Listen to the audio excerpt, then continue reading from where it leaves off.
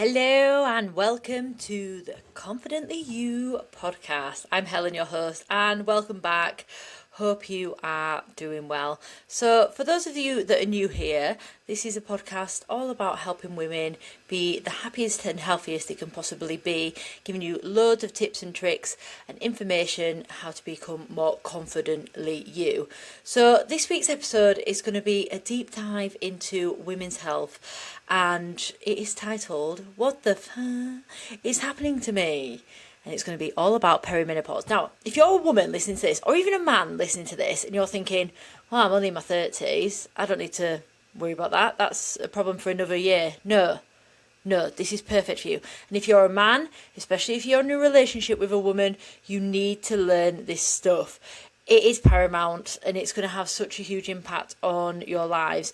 Now, I'll call a spade a spade. Some of you might never have any symptoms or any issues or anything. You might sail through perimenopause. I know, okay, there's a few women I know that sail through it. They have no issues, nothing at all. Grand, off you go, done. But for the majority of people, your symptoms can go from mild to severe. And I think it's really important to be educated on the perimenopause and how it's going to affect you and the people around you. And it's okay. I think knowledge is just so powerful. So not much of an update from me this week. I'll give you a good update next week. Maybe I'll talk about my running more and stuff like that, because this is going to be a deep dive. We're just going to get right into it. So, what the fuck is happening to me? Perimenopause. So, quick question. Have you ever felt like your body's quietly turned against you? Now, you might not have yet. You might be in your 30s and this might not happen. But just remember this podcast if it ever happens or when it happens. But it could be early 40s into 50s, you could suddenly be like, things that used to work don't anymore. I definitely know post 35 things got a lot more challenging with my energy, my body, how I am. And it's just recognising as we age, as our hormones change, girls, things start to decline. It's unfortunate. But let's just face the elephant in the room and be like, I'm not going to let you take over my whole life. I'm going to work with you, understand you, and then just try my best. And like I said before, knowledge is power. So you could be in a stage now, right? You could be listening to this and be like, I'm training, I'm eating well, I'm doing all the right things, I'm off to bed, I'm, protecting my peace. But your energy's low. Fat loss feels harder. For most of you, fat loss will feel harder than it used to anyway in your 20s. Your mood's unpredictable, that's the biggest one. And you're thinking, what on earth is going on? What is happening to me? That, my friend, might be perimenopause knocking on the door. And it might be. And today we're going to talk about what's actually happening without medical jargon, without fear-mongering, and without blaming yourself. Now, just a disclaimer, I am not medically qualified, but I've spent 6 years studying and working with women and helping them. I have come across loads of different circumstances and different occasions where I've actually helped clients who were struggling, and I've said, do you think this could be perimenopause? Do you need to speak to the doctor? And I'll talk about medical advice and advocating for yourself in a minute. But I am pre and postnatal qualified. I did a course in lockdown, so I did a course all about women's health, and that covered all hormones, perimenopause, everything to do with everything. I've also read a really good book, so I do recommend this for you all. If you like to learn more about women's health, and if you are struggling, just to know you're not alone, Davina McCall's Menopausing, who she wrote with Dr. Naomi Porter, a really good one to go follow on Instagram, is a very, very, very good book. And if you are struggling especially, I know I keep saying this, but it's just to know that you're not alone and you're not going mad. So, now quick bit of context. Like I said, I'm not a doctor, but yeah, I'm heavily invested in understanding women's health. I've done pre and postnatal qualifications. I work with women navigating every stage of life, every single day, and I've spent years learning what actually helps rather than just what sounds good on Instagram. So today is a straight talk. Here's what we're covering. What perimenopause really is, the symptoms nobody warned you about, why your old fat loss approach might not be working anymore, and most importantly, what does help. So let's get to it. First and foremost, what is perimenopause? So really, perimenopause is the transition phase before menopause. So when you're in the menopause, the negative side effects for most of you, everyone's different, remember, everyone's got different bodies, different symptoms, different things that happen. But when you're in the menopause, it's over. It's perimenopause where it starts going a bit haywire. So it can start in your late 30s or 40s, sometimes even earlier. Some people can get early perimenopause and early menopause, and it can last for years. 10 years is about how long it lasts, and it's really frustrating because for some of you, you'll be going through perimenopause when you've got teenagers and you know all the hormones going on there. So you're in this hormonal house dealing with all this stuff, and it can be, you can just think what's going on. So your hormones stop being predictable. So most of you, and I've talked about this before, you'll have a monthly cycle that dictates around every 28 days is the average. Everyone's different. You should track your own cycle. Everyone's usually quite regular, where estrogen and progesterone don't decline in a neat, polite line. So what usually happens is you have an incline of estrogen and progesterone, and then it drops off, and then you menstruate. But what happens in perimenopause is like someone's got the dials, like on a radio, an old-fashioned radio where you used to have to dial it in, tune it in, and it's just going all over the spot. It's just like this, a massive wave. If you're not watching, basically it's a massive up and down. There's just no rhyme or reason to it. And this can happen for 10 years. So imagine, you know how you feel during your monthly cycle, where after ovulation, just before your period, you just go into that slump of low energy, legs of lead, moody, hungry. That could be every day that is happening to you. So some days your hormones are in balance, and other days they're just absolutely all over the shop, and there's no rhyme or reason to it. There's no predictability. Everyone's different as well. This is the most infuriating thing about it. You can't just be like, oh, I know a week on Tuesday I'm going to have your perimenopause episode, and you can plan your day around that. No. You could be in the middle of an important meeting and you're having hot flushes. You could be going, to an interview and have an anxiety attack. This is how serious it is, right? I don't want to sugarcoat it, and I never will with you. I'll always be honest, and it's always about being transparent. So why does this matter for your fitness and fat loss? Because hormones influence how your body responds to food, where you store fat. That sounds like I've made that up as well. That sounds like someone's hook on an Instagram post. When you're in perimenopause, you will store fat differently. And but it's true. It's the only time when it is quite true about different fat storage areas. It's because of the decline in estrogen, and they call it the middle age spread, don't they? I hate those words, but that is, you will hold more belly fat. But I will come on to this in a bit. It doesn't mean that it's impossible to lose fat. Don't listen to that.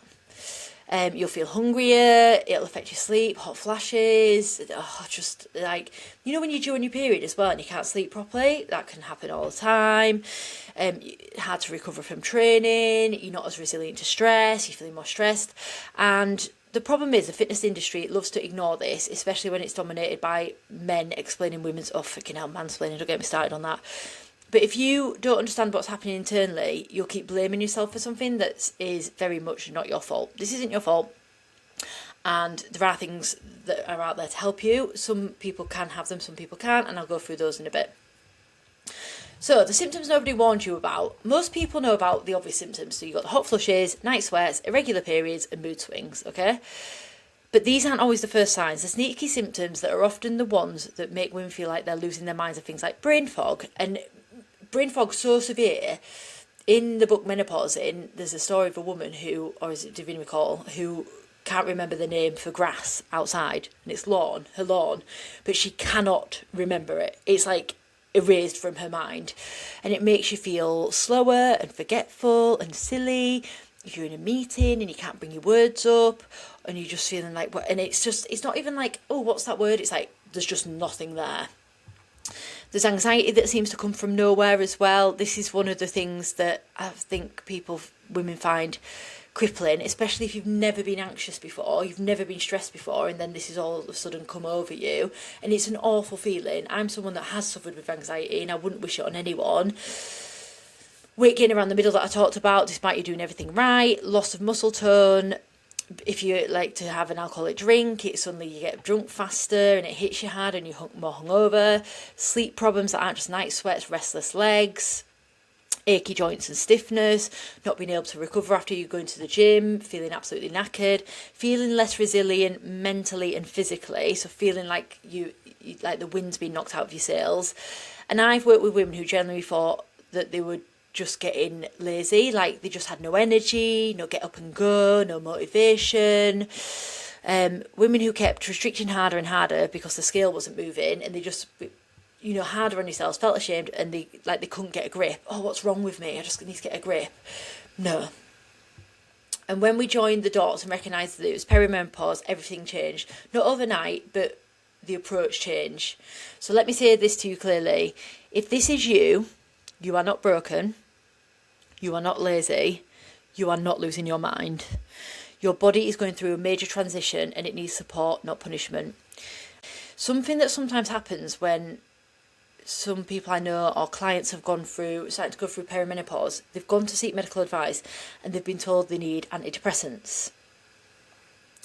I don't know if this is prevalent anymore, if it's happening as much as it was, but this happened to quite a few of my friends and clients. She's a trained psychiatrist, she's done the work, and she was like, I'm not depressed, this is something else. And she had to really advocate for herself to say, this isn't depression, it's perimenopause, and she needed HRT, not antidepressants. You're not depressed, you need to put your foot down. And my door is always open. I say this every single podcast, my door is always open for chat, for messages, for anything, so feel free to get in touch. So why your old approach isn't working anymore. So a lot of frustration comes from the approach that worked in your 20s and 30s often stops working at perimenopause. But why? First, estrogen plays a role in fat storage and insulin sensitivity. So as it fluctuates, many women notice fat is stored more easily around the middle, aka middle-aged spread.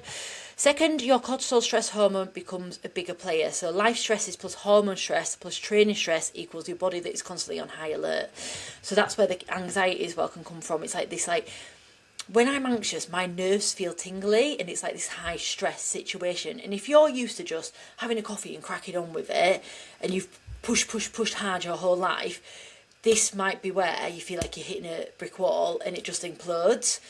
It might be a case of that you've been fine for all your life coping with this high stress environment, but then perimenopause hits and it makes you reevaluate your life, what you're doing and how you're reacting and what you're doing in full daily life, like all the time, and that you might need more downtime, more time to protect your peace. And this is what I help women with anyway. You might be someone that functions really well on a high stress environment, but then perimenopause hits and you can't function anymore and you're thinking there's something wrong with you, but really your approach the whole time was having a negative impact on you. You're just really good at masking it. Then what happens a lot is people go to the extreme restriction, the massive restriction, the overtraining, just need to work harder, just need to push through it. Just everything we do, push, go. And it's like, no, you actually need to stop and chill out a bit more, get more sleep and relax better and nourish your body. So nothing works like it used to. And then you feel like you need to quit and then you're starting again. So what actually works? So this is the hopeful bit, because it's not a lost cause. I've worked with plenty of women in perimenopause, menopause that have excelled. They've got to their ideal body shape, they've got fitter, faster, stronger. One of my best examples, you won't mind me naming names here, is Sarah. Perimenopause, menopausal. She's in her 50s. My gosh, when she worked with me, she looked unreal. Fit, lean, toned, and then she got the fastest half marathon ever. She got faster in everything, under 2 hour half marathon, and she just looked like an absolute weapon, and she was in her 50s. It is possible, it's just you need a different approach, and you need a more personalised approach that looks at you and the bigger picture. A prescription diet or a one-size-fits-all diet or exercise plan doesn't work, because you'll see this plan, say 4 workouts a week, however many calories, doing this diet, and you'll go try to do it, and if it doesn't fit in your life, then you'll just give up. You need to find something that's specific to you, that works with you, your life, your stresses, but also looks at the holistic approach and your downtime, what you're doing to relax. With Sarah as well, we worked on a mindset and we did affirmations, we did gratitude, we did meditations. That side of it was as important as the nutrition, the training and the movement, the rest, the recovery, the relaxation and the mindset work. So nutrition, protein becomes a non-negotiable. So, protein. You get sick of people saying it. But I'd say roughly aiming for about a minimum of 100 grams a day. It supports muscle mass, metabolism and regulating your blood sugar. So when you eat carbohydrate foods without protein, you will have a sugar spike. And I talk about this all the time. And what happens is, because it's such a buzzword on social media, sugar spike, sugar spike, sugar spike, that it's a negative thing. No, everyone's body naturally does that. That's what happens. But if you eat protein, it levels off that sugar spike, so it gives you a more consistent energy. Okay, so if you're having toast, have a baby oil or yogurt with it. I talk about pairing all the time. And if you've got more consistent energy, when your hormones are all over the place, because you can't control that, you're basically just controlling what you can control and giving your body what it needs. So that when everything's going to shit in your body with the hormones, giving yourself that energy, that sustained energy throughout the day with nutrition, whole foods, concentrating as much as you can, 80-20 rule always, good quality nutrition, good food that's going to make you feel full, fueled for your day, ready for action, not just grabbing a croissant and a coffee, black coffee at 6 a.m. with sugar and caffeine, and just, honestly, the thought of that actually makes me feel really anxious. Helps with cravings, help with your mood, helps sustain your energy. Always fit in balancing things you love in moderation, but it's moderation, not every day. Not biscuits every day, not chocolate every day, not crisps every day. It's going to make you feel shit. Movement. Strength training is your best friend. You want to build lean muscle mass. After 35, we are deteriorating, girls.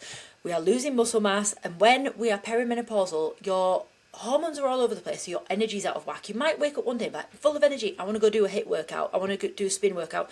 I want to go for a run. Fabulous. Do it.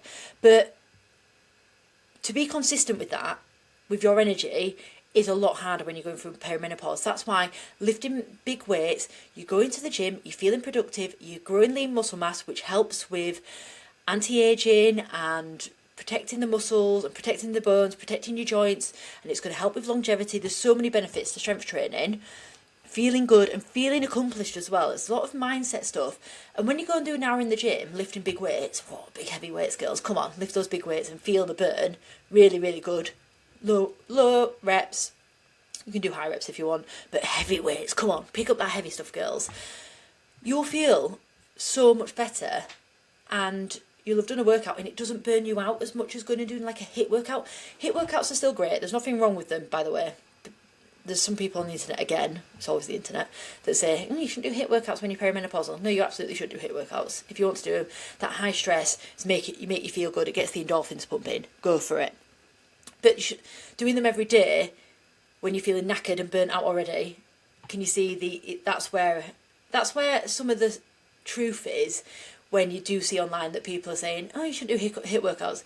Yeah, if you are burnt into the ground and then you're going to try and do 100 burpees, it's not going to make you feel better, is it? It's going to make you feel worse. So it's that balance, and this is why it's so individual to you. You need to work out what works well for you, not anyone else. And this is what I help with as well. So if you do need any help, please give me a shout. And this is the biggest one, your lifestyle. Your sleep hygiene matters. More than in your 20s. Gosh, I used to go on all-nighters all weekend. I don't know how I did it, and go to work the next day. I need my bed. I need good sleep, good quality sleep. And getting good quality sleep, I've talked about this before. I'll do a whole podcast on it again. But it's about getting to bed at a similar time every night, having a routine, a bedtime routine, getting up at a similar time in the morning, looking at reducing your screen time, calming routines. I have my sleep tea, I have my magnesium, I have my CBD, I read my book. Works for me. Work out something that works for you. But prioritise getting that good quality sleep. Stop sitting and watching that next episode of Netflix and staying up till 11 o'clock or 12 o'clock because it's ruining your life, okay? You're an adult. Start prioritising sleep. Stress management isn't optional anymore. You can't just white knuckle ride through this. Coffee and anxiety isn't going to help you. That extra coffee is just not going to help you. Meditation, gratitude journaling, taking some time off, protecting your peace, going for a walk in nature, all these things that breathwork, journaling, boundaries. Boundaries is a huge one. Say no to people, because the more stress you take on, just say no to people. Be more aware of alcohol as well. Look, I'm sober and I talk about that quite openly, but I'm not adverse to my clients drinking. If they want to drink alcohol, that's fine. But you need to understand the detrimental effect it does have on your anxiety and your health. It affects your sleep, it affects your mood, it affects absolutely everything. You think it makes you feel good, because it does when the wine touches your lips and you're like, oh, that's great. But the effects it has on you the next day are not great. If you want a drink, save it for a couple of nights a week. But remember that we'll have, oh gosh, it did not affect me. I never used to get hungover. That's why I had to stop drinking, because I never used to be able to stop. But it will affect you more. I don't care who you are. Even if you say, I sleep better with it, you don't. You don't. I was speaking to a lady when I did a run the other week, and she said she was doing dry January because she was drinking a few nights a week and the effect it was having on her. She was like, I just want to stop for a bit. She's really fit, she runs great. She's in her 40s as well, nearly 50s. And she said when she stopped, she couldn't sleep because you get insomnia when you, like, it's like withdrawals, which sounds really extreme, but she got insomnia from stopping drinking. And the last thing you need to do is when that happens is go, well, I need a drink to sleep.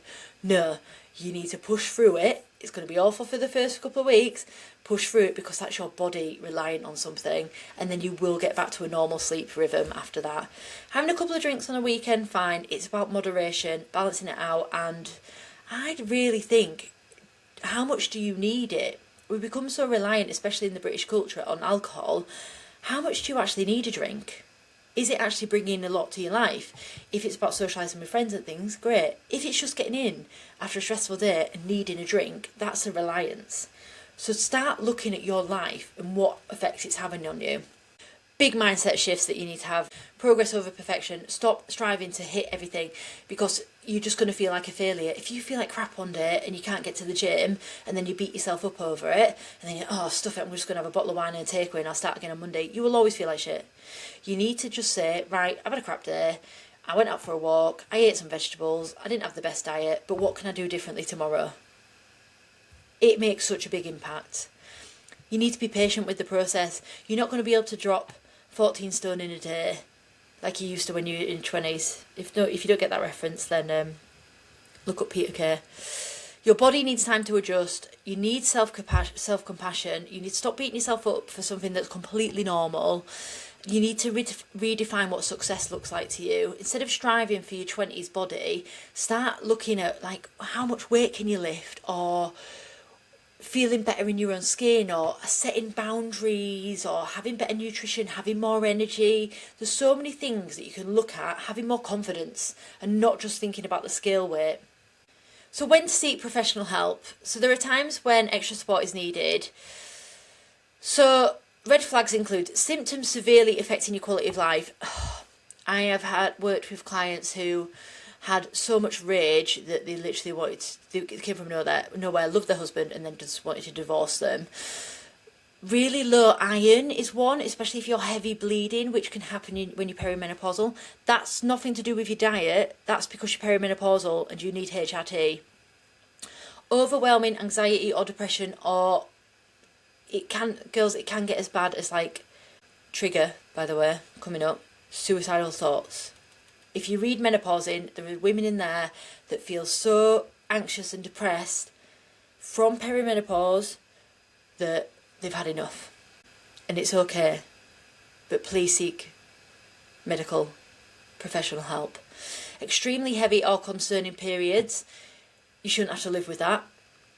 There are options. So you can get HRT, the coil is a great one, the Marina coil, which, horrific having it put in, I've got one, and even worse having it taken out, or if you accidentally pull it out yourself, don't recommend that.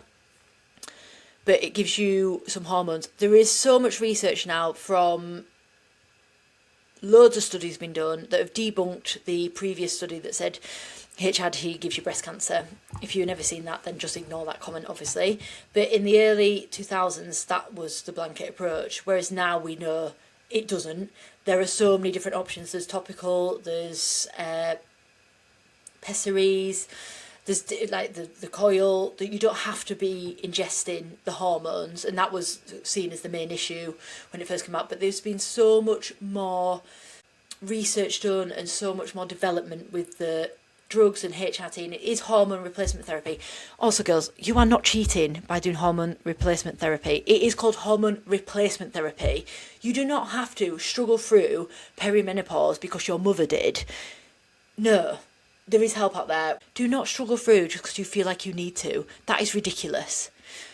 There has been a study shown now that say women who take HRT have better lifespan after menopause, and it can affect things like, I've got my poor mum went through menopause, perimenopause, really struggled, and now she has to take blood pressure meds because of it for the rest of her life, because of how much she struggled with it.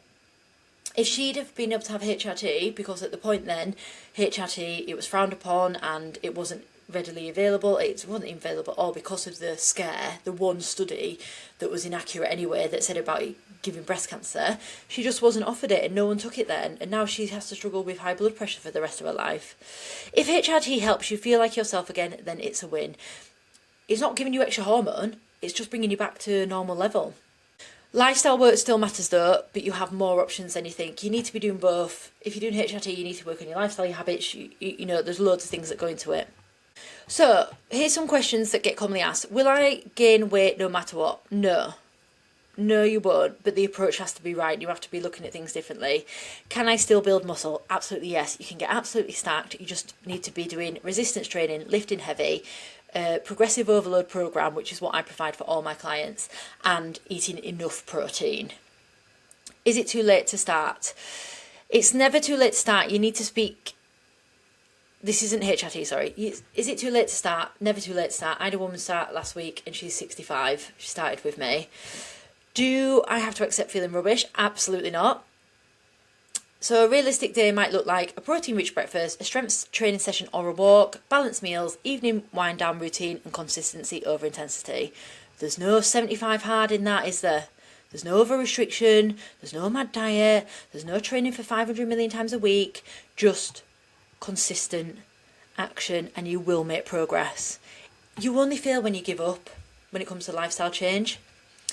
So let's recap. Perimenopause is a transition, not a sentence. Your old approach might need updating and that's okay.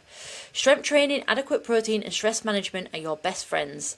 You are not broken. If you are feeling confused or stuck, this is exactly what I help women navigate.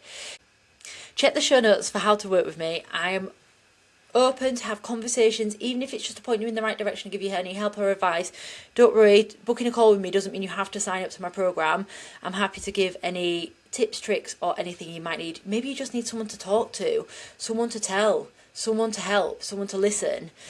Your body's changing and that's completely normal, but changing doesn't mean giving up or accepting feeling rubbish. It means adapting, being flexible, not strict, and showing yourself some compassion. Trust the process and you've got this. So thanks for listening to this week's episode. I know it was a heavy one this week. Tune in next week. I'll make sure it's light and funny and I'll tell you some stories. Maybe I'll tell you some stories about training and me in the past. All right. Have a good week. Bye.